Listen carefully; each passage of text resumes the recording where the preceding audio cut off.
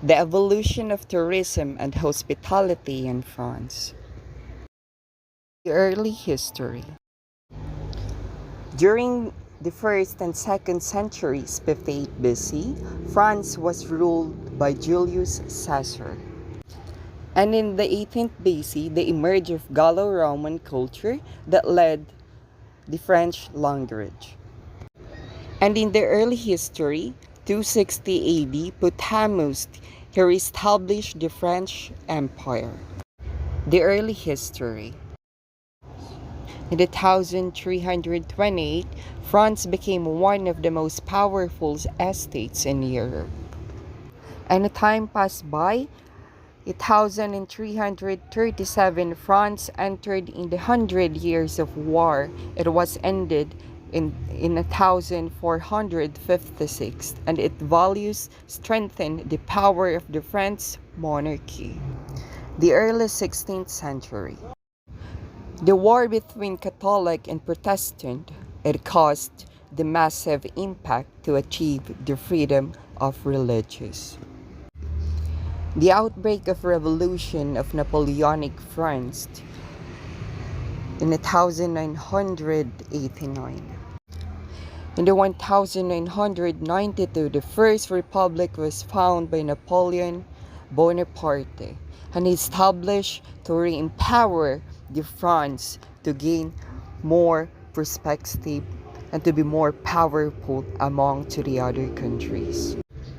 And to sum up everything, France began practicing hospitality industry in ancient history to early history. Caves were developed to accommodate tribes to have a comfort resting place. Food trades, it is the exchange of goods to another tribes. Transportations such as caravan and chariot. And now, let's talk about the modern history of hospitality and tourism in France. And first and foremost, the Arc de Triomphe. The Arc de Triomphe honored those who fought and died for the France during the French Revolution and the Napoleonic Wars, with the names of all French victories and generals inscribed on its inner and outer surface. The first stone was laid on August 15 of 1806, and the monument finished 30 years later in 1836. The Arc de Triomphe, it is a symbolic symbol of the capital of France. And second, the Palace of Versailles. In 1661, Louis entrusted André Le Notre with the creation of renovation of the gardens of Versailles, which is considered just important as the palace. Work of the gardens was started in the same time as the Work of Time Palace and lasted for 40 years. Up to these days, great perspective strengthen away towards the horizon from the water portrait.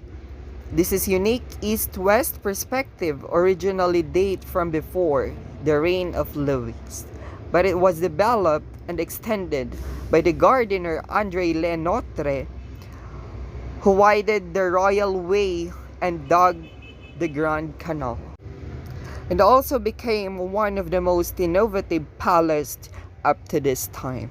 And the next one is Louvre, the National Museum and Art Gallery of France in Paris, formerly a royal palace, begun in 1546, used for its present purpose since 1793. And it is a home to some of the most famous artwork in the world, such as Leonardo da Vinci, Mona Lisa, and the Virgin of the Rocks. The museum also have a vast collection of sculptures, including Venus de Milo and the other objects from the ancient civilization. The Ritz Paris, one of the most famous Paris hotels in the luxurious Ritz Paris, located in the first arrondissement. The center of Paris, the district is also home of the Louvre Museum, meaning Mona Lisa is a neighbor. And last but not the least, the Eiffel Tower.